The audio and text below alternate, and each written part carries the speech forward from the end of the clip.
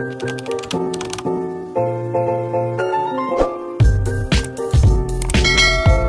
Everyone, welcome back to my channel. आज चाहिँ म हजुरहरूलाई हिजो मैले भने जस्तै गरी म डे बाई डे म भिडियो हाल्छु, न्यू डे न्यू भिडियो भनेर सोचिरहेको छु। अनि त्यसपछि त्यही हो, आजको मेरो डेमा चाहिँ के गर्छु, होल डे म के गर्छु भनेर देखाउने छु। आज चाहिँ म मर्निङमा उठ्छु भनेर सोचेको थिएँ, तर म मर्निङमा उठ्न सकिनँ। त्यही भएर 10 बजीतिर उठेको छु। अनि अब स्टार्ट हुन्छ मेरो डे चाहिँ त्यसै गरी। Good morning everyone. लागिसक्यो बाहिर चाहिँ, म सुत्तै भएछु आज। यस्तो घाम लागेको रहेछ एकदम पुर, काहीँ चाहिँ घाम लागेको जस्तो छ, हाम्रो चाहिँ एकदम घाम लागेको छ। मैले चाहिँ कर्नफ्लेक्स भर्खर बनाएको हो, मलाई चाहिँ धेरै दुध मन पर्दैन, त्यही भएर मैले चाहिँ थोरै राखेर फ्रुट्सहरू मनपर्नेबाट फ्रुट्सहरू हालेको छु। एकदम मिठो हुने रहेछ, अनि हालेर खायो भने हजुर पनि ट्राई गर्नु होला। बेडको हालत यस्तो हो, अब चाहिँ म बेड मेकिङ गर्छु अनि फेरि देखाउने छु है त। सफा गरेँ, अब चाहिँ म फ्रेस हुन्छु। त्यही हो, अनि त्यो ड्रेस चेन्ज गरिसकेँ आजको लागि। यो चाहिँ मेरो ब्रस हो, अनि अब चाहिँ म ब्रस गर्छु। स्किन केयर गर्न गइरहेको छु। पहिला चाहिँ म अर्को यो मोइस्चराइजर लाउँथेँ, यो मलाई यस्तो नसुट नभए जस्तो भयो, नराम्रो लाग्यो, त्यही भएर फिक्स्टरमा यो लाउँछु। यो चाहिँ मेरो सकिसक्यो, छैन, खत्तम नै भइसक्यो। म चाहिँ यसरी नि चढेर भए पनि कसरी हुन्छ विचार गरिरहेको छु। यसमा चाहिँ यस्तो भयो भने चाहिँ जइन गरिदिनु रहेछ। म चाहिँ सर्भाइभ गर्ने एकदम गाह्रो रहेछ। खाना नमिठो होस् चल्छ, तर यो स्किन केयर यति इम्पोर्टेन्ट रहेछ भनेर बल्ल फिल हुँदैछ मलाई चाहिँ। त्यही हो गाइज, तपाईँहरू कसरी निचड्नुहुन्छ, म चाहिँ यसरी निचडेर भए पनि युज गर्छु। यति बेस पुगिहाल्छ।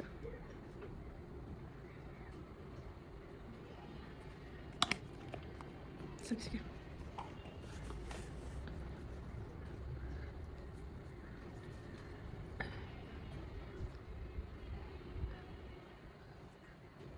एकदमै फुट्यो, चढा लाग्यो, त्यो धेरै फुट्छ। मेरो लम्बो मोइस्चराइजर चाहिँ मजाले लाउनको लागि सकिसक्यो मेरो।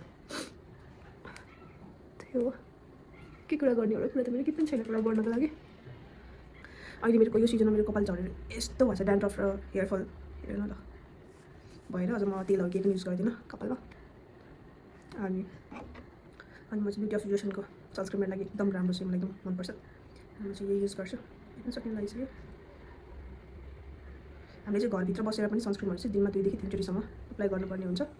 अनि त्यो आज किन पुरा ट्यान भएको छ कि घाममा काहीँ हिँड्दिनँ, घरभित्र बसेर पनि यस्तो भइरहेछ भनेपछि झन् बाहिर हिँडेपछि कतिसम्म हुन्छ होला, सोचेको पनि छैन।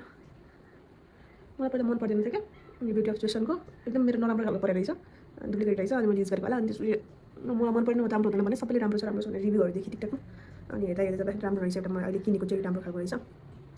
अनि पहिला म स्किन क्लिनिकमा काम गर्दाखेरि म डक्टर महिनादेखि युज गर्थेँ, तर अहिले आएर चाहिँ विन्टरमा मलाई यो सुट गरेन, तर एकदम छ कि मैले युज गरेको छैन। राम्रोसँग लाग्यो, तर मलाई त एकदम फुस्टो भएर मैले व्हाइट कास्ट छोड्छ क्या यसले, अनि लाइन। त्यही हो, यो चाहिँ एकदम राम्रो छ, हजुरहरूले युज गर्नु। राम्रो कुरा राम्रै भन्नुपर्छ जहिले पनि। अब म सनस्क्रिन पनि लगाइसकेँ, मैले कन्सिलरहरू घर बस्ने बेला केही पनि युज गर्दिनँ। त्यही भएर मेरो जहिलेको अल फेभरेट भनेको मस्कारा हो। पहिला म आइबिओलको युज गर्थेँ, तर अहिले किस ब्युटीको रहेछ, यो चाहिँ मेरो सकिन लागिसक्यो, सुकिन लागिसक्यो, त्यही पनि म अलिअलि भए पनि युज गर्छु।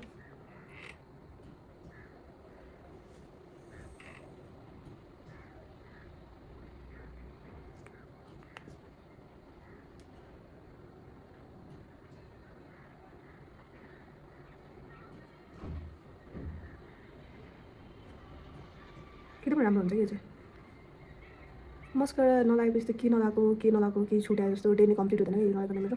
तर म सनस्क्रिन लाउँदैन, तर यो त कम्पलसरी हुनैपर्छ। त्यही भएर अल फेभरेट हो मेरो चाहिँ। फोनको स्टोरेज फुल भएर यस्तो दिमाग खराब हुन्छ मेरो, हैरान भइसक्यो म। यो फोनलाई चाहिँ कहिले काहीँ यस्तो उचालेर ट्याक्कै पछाडिदिन मन लाग्छ, तर मिल्दैन रहेछ त्यस्तो गर्न। त्यति गरेपछि त नि सक्यो त जिन्दगी नै।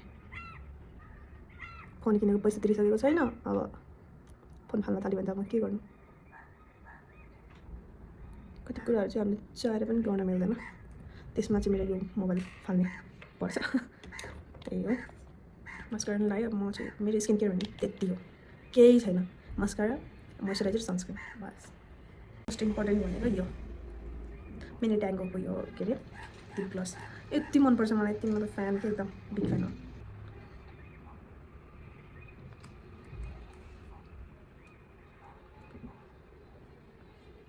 यही हो मेरो चाहिँ आजको स्किन केयर भनेको चाहिँ यति हो मेरो आज म कपाल काटौँ भनेर सोचिरहेको छु यस्तो कपाल झरेर मेरो यति घना कपाल हो यति लामो त्यो एकदम बाक्लो थियो तर अहिले मेरो कपाल झरेर एकदम सकिनै सक्यो हजुर पनि झरेर आउला यो महिना त मलाई चाहिँ जाडो महिनाको सबैभन्दा एकदम राम्रो लाग्ने पार्ट भनेको चाहिँ यही घाममा बस्ने खाना खाने त्यो पनि गहतको दाल अनि आँपको अचारसँग एकदम मिठो लाग्छ मलाई त म खान्छु अहिले चाहिँ मैले किन थोरै खाएको भनेर सोचिरहनु भएको छ भने नसोच्नुहोस् किनभने म डाइटमा छु त्यही पनि यत्रो खाना खाइरहेको छु गाइज मेरो मेन एकदम इम्पोर्टेन्ट कुरा लाइक भन्छु भनेको थिएँ बिर्सेको थिएँ तर मैले एकदम भन्नै पर्छ छुटाउन नसक्ने कुराको यो भनेको चाहिँ भान्टा र आलु अनि चिप्ली भिन्डीको तरकारी यति मिठो हुँदो रहेछ मैले आजसम्म खाएको थिइनँ क्या मिक्स हाम्रो आन्टीले एकदम मिठो तरकारी पकाउनुहुन्छ त्यो घरमा मोटाको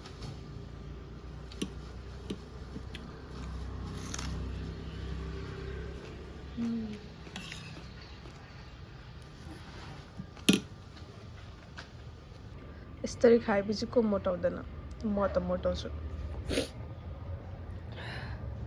यसमा आँपको अचार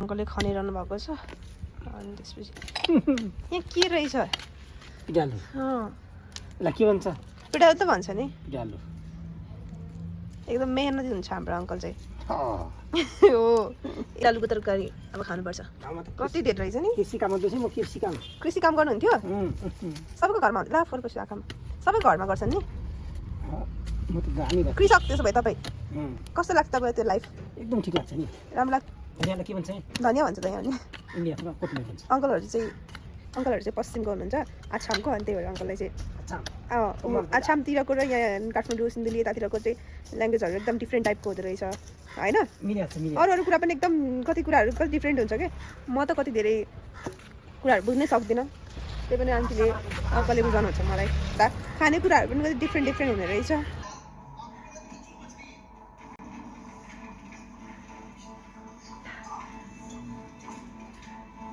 म चाहिँ भुतिया मुभी हेरेर सक्यो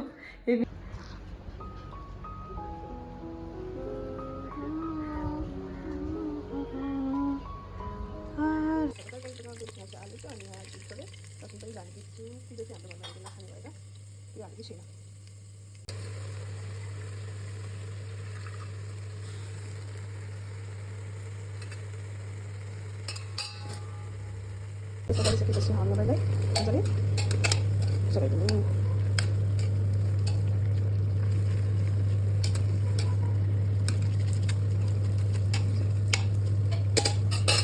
भइसकेपछि फेरि हामी एक चामलको पिठो हाल्नु